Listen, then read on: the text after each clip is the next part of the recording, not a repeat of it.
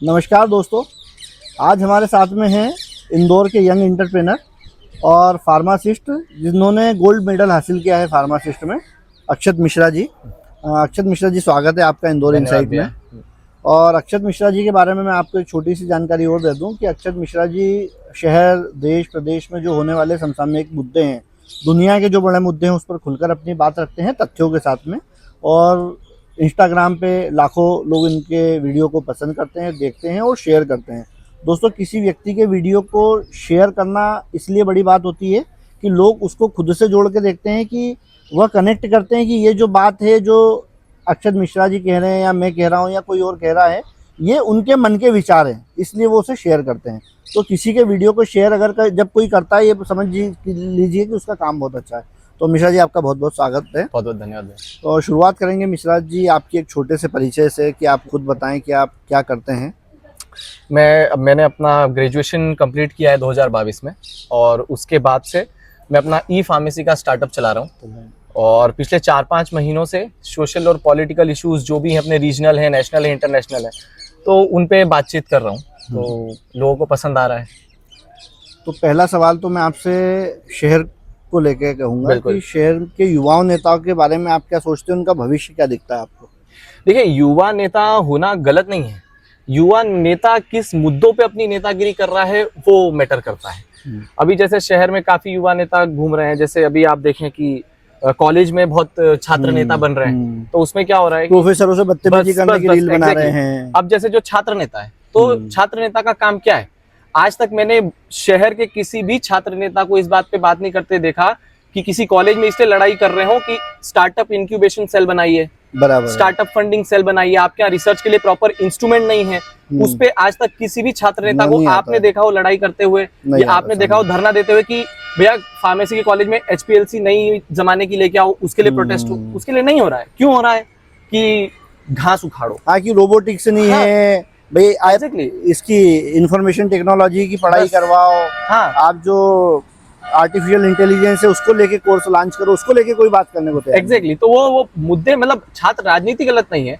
बड़े बड़े अरुण जेटली से लेके अटल बिहारी वाजपेयी जैसे नेता हमारे देश में छात्र राजनीति से आए, पर छात्र राजनीति किस स्तर पर और किन मुद्दों पे की जा रही है वो समझना होगा। और जिस प्रकार से आज की पढ़ी लिखी जनता है, तो छात्र राजनीति एटलीस्ट इस बात पे तो नहीं हो सकती कि प्रोफेसर के केबिन में जाके गोबर लीप के आया जाए, कांच तोड़ के आया जाए, है ना? इस बात पे करिए कि रिसर्च एंड डेवलपमेंट में आपका कॉलेज आगे नहीं है, आप ये करिए। उस चीजों पर, उन मुद्दों पे शायद छात्र राजनीति ज्यादा होनी चाहिए। तो दोस्तों, मैं आपको बता दूं, ये 2 इंसिडेंट जो अक्षत भाई ने बताया, एक रौनक खत्री दिल्ली यूनिवर्सिटी के जो पिछले प्रेसिडेंट थे, उन्होंने गोबर पोता था प्राचार्य कक्ष में, और एक अमन पटवारी इंदौर के जो युवा नेता, छात्र नेता खुद को कहते हैं, उन्होंने GSC की प्राचार्य के कक्ष में घुसकर तोड़फोड़ की थी, जो दोनों ही मेरे हिसाब से भी और अक्षत भाई के हिसाब से गलत है। आप वो ट्रेंड सेट करिए कि आप जाके छात्रों के मुद्दे उठाइए कि इनका भविष्य कैसे बनेगा, कैसे ये लोग आगे बढ़ेंगे, क्यों II की पढ़ाई नहीं हो रही है, क्यों इन्फॉर्मेशन एंड टेक्नोलॉजी में हम दूसरे देशों से पीछे हैं, उस मुद्दों पे बात कीजिए, तो कहीं ना कहीं आपकी सार्थकता दिखेगी। दूसरा एक विषय अक्षत भाई आता है कि प्रदेश सरकार हमारी जो है, पिछली सरकारें जो रही, उन्होंने छात्र संघ चुनाव बंद कर दिए। तो क्या आपको लगता है कि छात्र संघ चुनाव नहीं होने से एक अच्छी लीडरशिप नहीं आ पाएगी भविष्य में? बिल्कुल बिल्कुल। आप ये तो बहुत बहुत बढ़िया बात है, क्योंकि आप देखो आज जिन भी लीडर्स को हम याद करते हैं, है ना, आप देखोगे 90% जो वो कैडर है जो आया है, वो छात्र राजनीति से आया हुआ है ना। भारत के जितने भी रेवोल्यूशनरी जो अपने लीडर्स रहे हैं, वो सब छात्र, क्योंकि सीधी सी बात है, एक यंग एज में आपके अंदर वो लीडरशिप क्वालिटी होना और एक अधेड़ उम्र में वो चीज आप जनरेट करना, उसमें जमीन आसमान का फर्क होता है। तो ये तो छात्र राजनीति तो होनी चाहिए। हाँ, ये जरूर होना चाहिए, ये सारे पार्टी की जिम्मेदारी है कि बीजेपी की जो छात्र संघ है, कांग्रेस का जो छात्र संघ है, उनकी जिम्मेदारी है कि उनका कार्डर बोले कि छात्र राजनीति इन मुद्दों पे की जाए, छात्र राजनीति बच्चों के भविष्य पे की जाए। मुद्दे क्या होना चाहिए? एग्जैक्ट, ठीक है। हाँ, वही मुद्दे क्या होने चाहिए, उन मुद्दों पे छात्र राजनीति निर्भर करनी चाहिए। तो दोस्तों, आपको बता दूं, इंदौर हाईकोर्ट में एक याचिका भी लगी हुई है इस विषय पे, और उसमें संबंधित अधिकारियों को नोटिस भी जारी हुए हैं कि छात्र संघ चुनाव क्यों बंद कर दिए हैं, क्योंकि सुप्रीम कोर्ट ने स्पष्ट इस मामले में आदेश दे चुके हैं अक्षत भाई, और हाल ही में भी उसमें अब नोटिस जारी हुए हैं, सरकार से जवाब मांगा गया है कि आपने छात्र संघ चुनाव क्यों रोक रखे हैं। इसके अलावा इंदौर की जो वर्तमान स्थिति है, आप देखते होंगे कि गड्ढों को लेके लोग परेशान हैं, बिल्कुल। छोटी छोटी समस्याओं को लेके लोग परेशान हैं बिल्कुल। और कहीं उनकी सुनवाई नहीं हो रही है। तो इसको आप किस तरह से देखते हैं? इसको तो मैं अकाउंटेबिलिटी का फेलियर मानता हूँ, क्योंकि आप देखो मैं जिधर रहता हूँ उधर राऊ के आगे रेती मंडी वाला ब्रिज, राजेंद्र नगर हाँ एग्जैक्टली, जब वो ब्रिज बन रहा है तो शासन प्रशासन इंजीनियर कॉन्ट्रैक्टर सबको इस बात का इल्म नहीं था क्या कि अगर ब्रिज बनेगा तो पूरा लोड सर्विस रोड में आएगा, बराबर। हाई प्रेशर वाहन जो ब्रिज का सामान लेके आएंगे वो भी सर्विस रोड से जाएंगे। तो पहली प्राथमिक भूमिका क्या होनी चाहिए थी कि सर्विस रोड को उतना मजबूत किया जाए, लेकिन सर्विस रोड बनाई नहीं गई। 6 महीने पूरा इंदौर कैसी सड़कों में चला, ये सफेद शर्ट आज सफेद दिख रही है, 6 महीने पहले नहीं दिखती, ये इस कलर की हो जाती। तो वो चीज आपको पता होनी चाहिए थी। फिर आप बारिश का बहाना दे रहे हैं, पहली बार शहर में बारिश हुई क्या? सही बात है, बारिश तो हर साल होती है, हर साल हो रही है। तो वो कहीं ना कहीं तो फेलियर है, और वो अब तो खैर सुधर रही है, काफी पैचेस सुधर गए, लगभग हर जगह की सिचुएशन अंडर कंट्रोल हो गई है। पर 6-7 महीने काफी मुश्किल गुजरे हैं और कहीं सुनवाई नहीं हुई। आप देखो जहां भी जाए तो बोलते थे बारिश के कारण हम रोड नहीं बना सकते, नहीं कर सकते, तो कहीं भी सुनवाई नहीं हुई थी। लेकिन हाँ, अब जरूर महापौर जी खुद उतरे ग्राउंड पे और उन्होंने सबको ठीक करा, तो उसका असर दिखा, बिल्कुल दिखा। एक इन्फ्लुएंसर को लेके एक सवाल मैं आपसे कहूंगा, क्योंकि अब जब आप और हम इस सोशल मीडिया के क्षेत्र में काम कर रहे हैं तो कहीं ना कहीं हम उनसे कनेक्ट हैं। पैसों के लिए इन्फ्लुएंसर अपने एथिक्स बेचने लगे हैं, कोई 1000, 1500, 2000 रुपये दे देता है, तो जो प्रोडक्ट होता है उसकी क्या बाजार में उसका इफेक्ट जाएगा, भाई वो किसी की जान के लिए खतरा तो नहीं बनेगा, उसकी सेहत के लिए खिलवाड़ तो नहीं होगा, उसको न देखते हुए वो सिर्फ उसके पैसे के लिए काम करते हैं। तो उनको आप क्या मैसेज देना चाहेंगे? नहीं देखिए, ये तो ना, अगर आप एक शब्द बोल रहे हैं और लाख लोग उसको देख रहे हैं, तो शायद लाख में से 1000 नहीं तो 100 नहीं तो 10 लोग शायद आपको फॉलो करेंगे, यस, और आपकी बात को कन्विंस हो जाएंगे। तो बोलते ना, पिक्चर वर्थ 1000 वर्ड्स, तो वो चीज है। तो आज की डेट में अगर आप कोई भी शब्द बोल रहे हो तो बहुत जिम्मेदारी के साथ बोलना चाहिए, क्योंकि आप देखो आज एक एग्जांपल लेते हैं ध्रुव राठी का। आज आप देखो कांग्रेस अब लेफ्ट विंग के लिए ध्रुव राठी ने अकेले कितना वोट परसेंटेज यंगस्टर्स का उनकी तरफ डाल दिया है ना। वो मैं उनको गलत नहीं बोल रहा, सही नहीं बोल रहा, लेकिन एक तरफा कर दिया, बड़े विपक्षी भूमिका निभाई है। और जितना कांग्रेस पार्टी का कार्डर मिलके नहीं कन्वर्ट कर पा रहा है, उतना ध्रुव राठी अकेला एक वीडियो के माध्यम से कर पा रहा है ना। तो आप भी जिस चीज को प्रमोट करें, प्रोपोगेट करें, तो एक जिम्मेदारी अपने अंदर समझें कि मैं किस चीज को कर रहा हूँ, इसका कल क्या परिणाम हो सकता है। तो उसमें मुझे लगता है कि जिम्मेदार ज्यादा होना चाहिए और लालची कम होना चाहिए। हाँ। इसी को थोड़ा सा हम आगे बढ़ाएं तो अभी शादाब जकाती, जिसका एक वीडियो वायरल हुआ था 10 रुपए की बिस्किट कितने के हैं जी, उसने एक बच्ची के साथ में कमेंट्स किया, उसकी मम्मी के बारे में कमेंट्स किया, सिर्फ एक वीडियो और कुछ व्यूज के लिए। तो क्या इन्फ्लुएंसर की इतनी नैतिक जिम्मेदारी नहीं होती कि उसका क्या इम्पैक्ट बाजार में आएगा, या कुछ व्यूज के लिए हम कुछ भी कर देंगे? वो उसका सबसे बड़ा रीजन है, जिस लालच के साथ आज लोग कैमरा और माइक लेके सामने आ गए है ना। उनको वो फेम, वो फॉलोअर्स, वो व्यूज इतनी जल्दी चाहिए कि वो इस चीज को ही नहीं समझ रहे हैं कि वो क्या मैसेज प्रोपोगेट कर रहे हैं। आज कोई भी चीज जब एक कैमरे से कही जाती है और 10 लोग उसको एक साथ बोलते हैं ना, वो न्यू नॉर्मल हो जाता है। आज से पहले हमारे शहर में चलती सड़क में 2 बच्चों का गाली बकना कितनी बड़ी बात थी, आप बताइए, क्या आज है? नहीं है। आज वेब सीरीज में हर चीज में उसे न्यू नॉर्मल कर दिया गया है। इसी प्रकार से जो वो शादाब जी कर रहे हैं, आज उन्होंने बनाया, कल उन्हीं के कॉलोनी के 4 लोग देख के और बनाएंगे, और औरतों को ऑब्जेक्टिफाई कर दिया जाएगा। सवाल वही है कि कहीं ना कहीं आपसे, जैसा आपने इसके पहले बताया कि 1000 लोग नहीं तो 10 नहीं तो 2 नहीं तो 1 आदमी आपसे इन्फ्लुएंस होगा, तो आपके रास्ते पे आगे बढ़ेगा। एग्जैक्टली। और कोई किसी दिन एक मजाक में भी किसी ने बोल दिया, कह रहे ये इतनी सुंदर है, इसकी माँ कितनी सुंदर होगी, तो वो चीज फैलेगी, वो समाज में आ गई ना। अब उसको आप कैसे निकालोगे? सही बात, मुंह से निकला शब्द और तीर से निकला कमान, उसको कैसे वापस लाओगे? अब यही दोस्तों मैं हमेशा कहता हूँ कि क्रिएटर और इन्फ्लुएंसर में यही अंतर होता है। जो लोग खुद को इन्फ्लुएंसर बनाते हैं, इन्फ्लुएंसर मतलब आपकी बातों से लोग प्रभावित होने लगते हैं, तो आपको बहुत सोच समझ के चीजों को बोलना चाहिए, बताना चाहिए, क्योंकि अगर आपसे एक व्यक्ति भी प्रभावित हो गया और उसने अगर समाज में गलत चीजें परोसना शुरू कर दी, तो उसके परिणाम बहुत बुरे आने वाले हैं। अक्षत भाई, हम दूसरी बात करें कि राजनीति की बात करते हैं हम। राहुल गांधी के भविष्य को आप किस तरह से देखते हैं भारत में? क्या वे कभी प्रधानमंत्री बन पाएंगे? ये मतलब ये बहुत ही अच्छा प्रश्न है, बट देखिए, राहुल जी से ऐसा प्रश्न मेरा कुछ नहीं है। और अगर मैं रेट्रोस्पेक्टिवली अगर पीछे जाऊं तो मैं देखूंगा कि शायद राहुल गांधी जैसा नेता देश का प्रधानमंत्री होना था। अगर मैं पीछे की टर्म से बात करूं, यार विदेश का पढ़ा लिखा ऐसा व्यक्ति जो देश की राजनीति को जानता है, लेकिन वो चीज सिर्फ जरूरी नहीं है ना। आप देखिए, राहुल गांधी गए बिहार चुनाव में, लोगों से कनेक्ट बनाने के लिए पानी में कूद गए, बराबर, ठीक है, कि हम मखाना, मखाना उनके हाथ में एक जगह नहीं था, मछली पकड़ने का साधन उनकी जगह एक जगह नहीं था। मतलब राजनीति कर तो रहे हैं, लेकिन बात ये ना कि जो जमीनी स्तर पे जिसने राजनीति जो लोगों के बीच में उठा बैठा है। आप इंदौर की सड़कों में चले हो तो आपको पता है कितने गड्ढे हैं। बराबर है ना। मुख्यमंत्री जी का काफिला पलासिया से होके निकल जाता है, उनको नहीं पता है कि राऊ में गड्ढे हैं, राजेंद्र नगर बीच में गड्ढे हैं। तो इस तरह से राहुल गांधी को जमीनी स्तर का उत्तर में मुझे नहीं लगता कि समझ है। चुनाव चल रहा था बिहार में, मुद्दा उठाया वोट चोरी का, बीच कैंपेन से भाग गए। अकेले तेजस्वी यादव ने पूरा कैंपेन करा। तो वो सीरियसनेस उनमें, पॉलिटिकल सीरियसनेस नहीं है। शायद वो चीज इनकलकेट कर ले, क्योंकि मुझे लगा था जब उन्होंने भारत जोड़ो यात्रा करी थी, तो अगर आप सोचे कोई एक देश का नेता निकला है, पूरा भारत पैदल चल रहा है, क्या इम्पैक्ट होना चाहिए। लेकिन बात यह है कि वो चीज को टर्न अराउंड नहीं कर पाते, वो कन्वर्ट नहीं कर पाते अपने एफर्ट्स को। तो शायद वहां उनको फोकस करना चाहिए। मैं तो अगले 15-20 साल उनका प्रधानमंत्री पद पे कोई करियर नहीं देखता। दूसरा, जियो पॉलिटिक्स की हम बात करें तो वर्ल्ड वाइड जैसे आप ट्रेंडिंग टॉपिक्स पे लगातार नजर रखते हैं और अवेयर रहते हैं, तो वहाँ भारत की अभी क्या स्थिति है और आने वाले समय में भारत का रुख क्या रहेगा अन्य देशों के प्रति? अभी मैं ये भी नहीं कहूंगा कि हम बहुत ऐसे हो गए कि अमेरिका ही हो गए, लेकिन पहले के कंपैरिजन में काफी हद तक स्थिति सुधरी है। उसका कारण उसका पूरा जो श्रेय है वो हमारे देश के इसरो के वैज्ञानिकों को जाता है। आज आप देखो, हेवीली जब से ये चेंज इन रजीम हुआ है यूपीए गवर्नमेंट से एनडीए गवर्नमेंट में, हेवीली इन्वेस्ट किया है हमने चांद में जाने में, ये करने में, वो करने में। लोगों को लगता है कि ये वेस्ट ऑफ मनी है, पर उसपे विश्व पटल पे आपको अलग रिकॉग्नाइजेशन मिलती है, पहचान कि साउथ में आप जा चुके हो, आप इतनी सैटेलाइट, आज विश्व का सबसे ज्यादा सैटेलाइट लॉन्च करने वाला स्टेशन इंडिया का है। अभी हमारा चंद्रयान 3 एग्जैक्टली। तो जो एट द सेम टाइम जो लोग बोलते हैं ना मोदी, तो इट इज नॉट कि मोदी लीडर है इसलिए नाम है।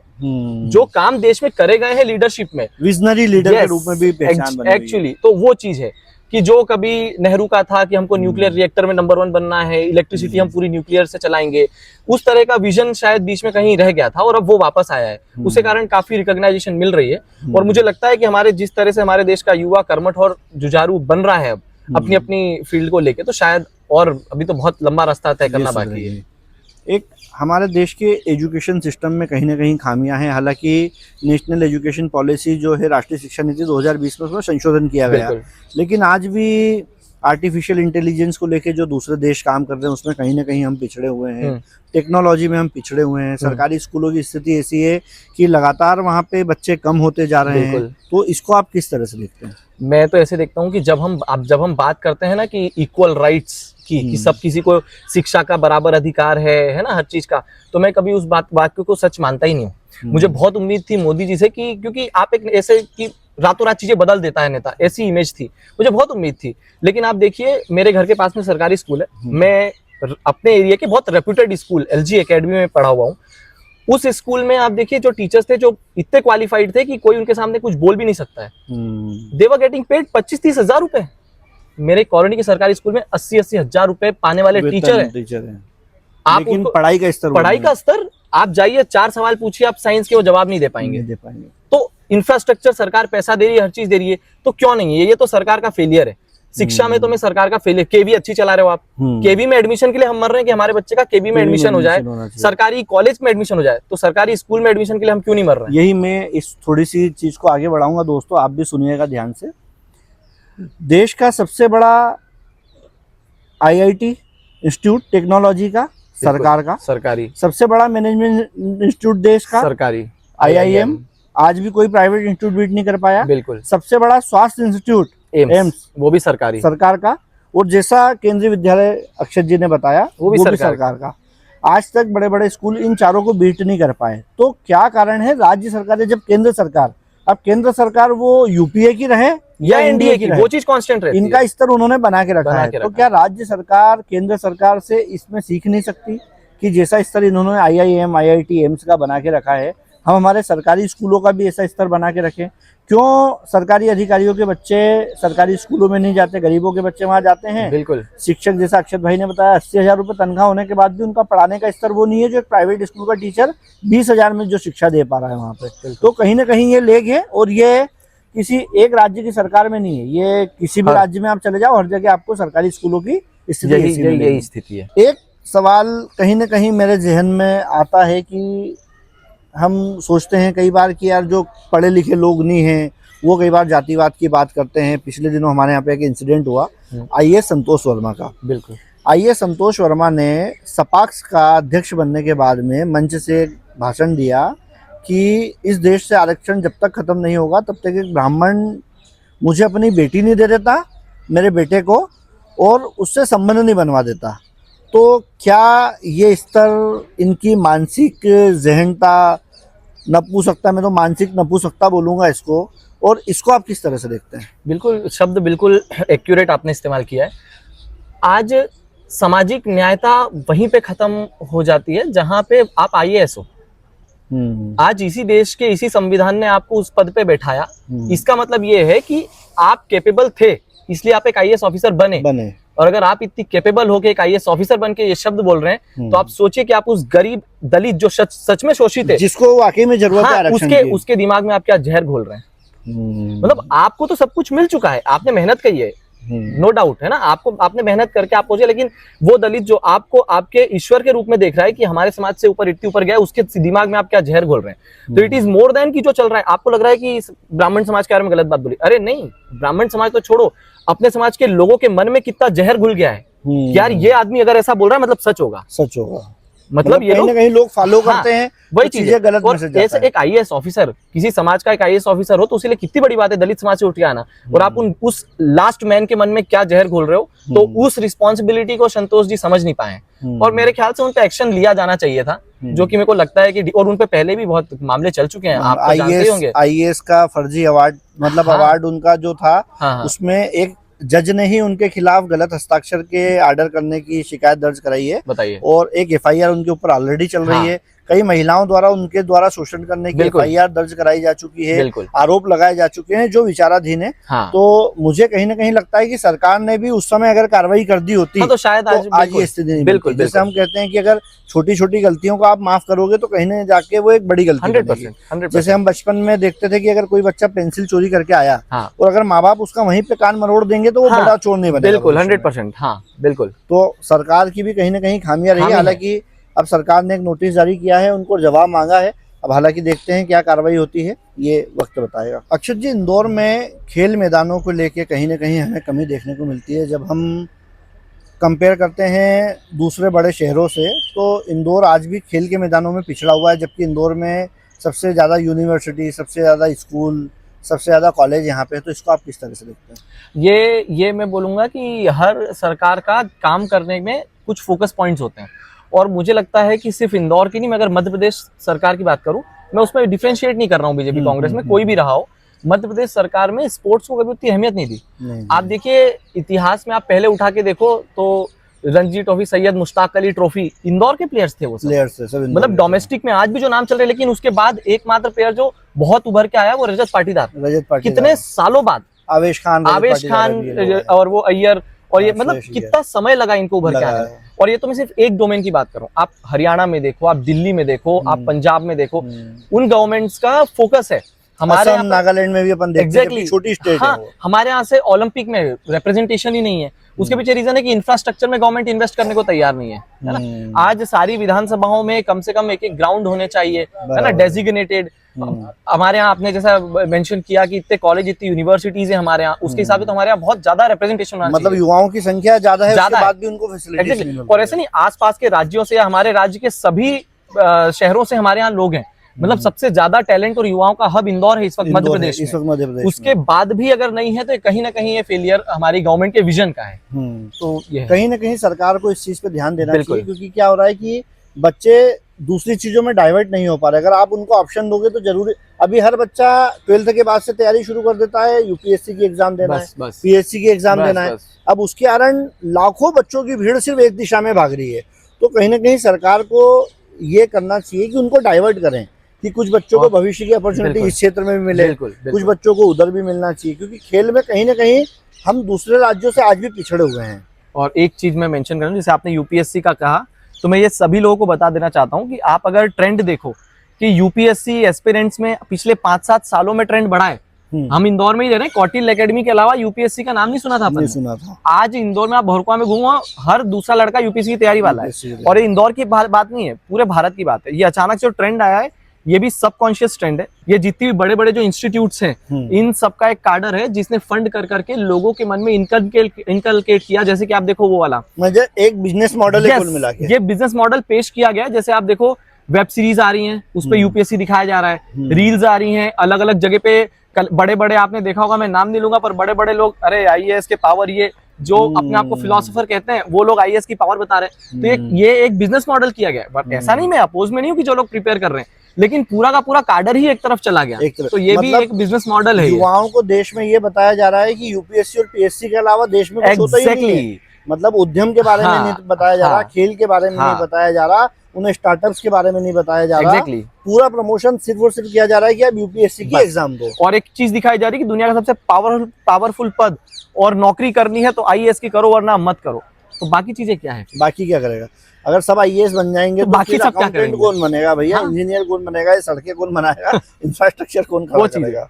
और एक तो सरकार को भी उस पर ध्यान देना चाहिए। 32 साल की उम्र तक आदमी मरा जा रहा है यूपीएससी में, और 32 साल बाद उस व्यक्ति के पास क्या बचता है? उसने एजुकेशन सही से किया नहीं, क्यों? क्योंकि उसको यूपीएससी तैयारी करनी थी, बीए बीकॉम करके बेचारा बैठ गया।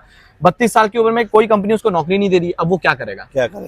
तो या तो आप एज लिमिट घटाओ, कुछ तो आप करिए, क्योंकि बच्चों का भविष्य यूपीएससी के चक्कर में जाया जा रहा है। 22 साल के बाद ही उसको कई ऑप्शन देने पड़ेंगे। एग्जैक्टली, ताकि वो उसका 10 साल भविष्य का खराब ना करे। बिल्कुल। एक अक्षत भाई, एक कहीं न कहीं प्रदूषण को लेके अभी देश भर में, आप दिल्ली में देख रहे होंगे, स्थिति बहुत भयावह हो गई है। इंदौर में भी PM2 का लेवल अभी बढ़ा हुआ है, क्योंकि आप फार्मासिस्ट हैं, मेडिकल फील्ड से आते हैं, आप घूमते हैं शहर में, तो आपको इसका ज्यादा नॉलेज होगा। इसको आप किस तरह से देखते हैं और भविष्य में इसको कैसे कम किया जा सकता है? देखिए, इसको कम करने के लिए मैं ये नहीं बोलूंगा कि पहली बार प्रदूषण आया है, लेकिन ये भी सच्चाई है कि जो सत्ता पे बैठा है सवाल उसी से पूछे जाएंगे, तीखे पूछे जाएंगे। मैंने आखिरी बार भूपेंद्र यादव जी, जो कि हमारे पर्यावरण और इसके मंत्री हैं, उनका वक्तव्य ही नहीं सुना कि आपका विजन क्या है इसको कम करने का। एक होता है इलेक्ट्रोस्टैटिक प्रेसिपिटेट्स, ESPs। वो क्या करता है कि जो कार्बन डाइऑक्साइड या कार्बन मोनोऑक्साइड जो रिलीज हो रही है, तो वो उसको एब्जॉर्ब करता है और उसको कार्बन और ऑक्सीजन में डिवाइड कर देता है। वो ESPs चाइना ने बीजिंग में लगाए और वहां पे पोल्यूशन को कम किया। हमारे यहाँ पे पब्लिक ट्रांसपोर्ट के लिए ज्यादा प्रमोट किया जाना चाहिए। आप कोई भी स्टेप मुझे दिल्ली में लेता हुआ गवर्नमेंट नहीं दिख रही है, मेजर स्टेप, कि कोई विदेश से किसी कंपनियों को बुलाए कि भैया हमको सॉल्व करके दिखाओ। या अभी आपने देखा होगा दिल्ली में जब बहुत ज्यादा AQI बढ़ गया, तो जहां से AQI रीडिंग मॉनिटर होती है, वहां पर ट्रक घुमाए गए, पानी के ट्रक घुमाए, ताकि रीडिंग का लेवल कम हो जाए। तो वो विफलता है सरकार, वो समस्या का हल नहीं है भाई। आप एक एरिया का पॉल्यूशन कम करके समस्या को हल नहीं कर सकते। बिल्कुल। और फराली पे आप कब तक वो करोगे? अगर फराली ही सिर्फ कारण है तो आप लो ना एक्शन। होना था। हाँ, और वो भी देश भर में होना था। वही ना। और चीज तुम्हारी यहाँ पर क्यों आ रही है फराली की जो भी पॉल्यूशन है? तो वो कहीं ना कहीं केंद्र सरकार को एक्टिव होना पड़ेगा। और मैं तो मानता हूँ कि जिस दिन अमित शाह जी एक्टिव हो गए, उस दिन वो किसी को भी सुधार सकते हैं। ये कैपेबिलिटी है उनमें। मैं कोई उनका वो बहुत बड़ा प्रशंसक नहीं हूँ, बट ये उनकी कैपेबिलिटी है कि वो एक चीज के पीछे पड़ निर्धारित करते हैं तो उसको पूरा करते हैं। उन्होंने नक्सलवाद को निर्धारित किया कि मैं खत्म कर दूंगा, वो पीछे पड़े और उन्होंने किया। इसी प्रकार से वो अगर इसके भी पीछे पड़ जाए तो शायद कुछ हो सकता है। मतलब हम इसको उससे भी जोड़ के देख सकते हैं कि स्वच्छता के मामले में मोदी जी ने ही पहल की। एग्जैक्टली, बिल्कुल। और आज जो हमारा है सबसे साफ है। बिल्कुल। और इंदौर ही नहीं दोस्तों, देश के बहुत शहर इसको लेके साफ सुथराई में मतलब बहुत आगे बढ़ चुके हैं, बहुत आगे नेक्स्ट लेवल। अभी विदेश की मेरे को एग्जैक्ट स्टेट्स याद नहीं है, लेकिन विदेश की एक रिपोर्ट में कुछ दिन पहले पढ़ रहा था, WHO की, उसमें उन्होंने बताया था कि स्वच्छ भारत ने लाखों लोगों की जान बचाई है। मोर्टेलिटी रेट, जो वायरस फैल रहे थे, बैक्टीरिया फैल रहे थे, उसके कारण, हाँ बिल्कुल, तो उससे लाखों लोगों की जान बची है। तो इस तरह से अगर हम विजन ले लेंगे तो उसको भी कर लेंगे, कोई बहुत बड़ी बात थोड़ी। अगर चाइना कर सकता है, हम क्यों नहीं कर सकते? हम क्यों नहीं कर सकते? वही, क्योंकि अगर लोगों ने निर्धारित कर लिया और सरकार का साथ दे दिया तो कोई भी चीज बड़ी नहीं है। दूसरा अक्षत जी, एक इंसिडेंट पिछले दिनों हुआ जिसने हर हिंदुस्तानी के दिल में एक बड़ा जख्म छोड़ा है कि आतंकवाद के मामले में अब तक कहा जाता था कि जाहिल लोग होते हैं, अनपढ़ लोग होते हैं, लेकिन पढ़े लिखे डॉक्टर जो एक पूरी की पूरी यूनिवर्सिटी से, कॉलेज से निकले थे, सबके सब लोग आतंकवाद में इन्वॉल्व पाए गए। तो उसको आप कैसे देखते हैं?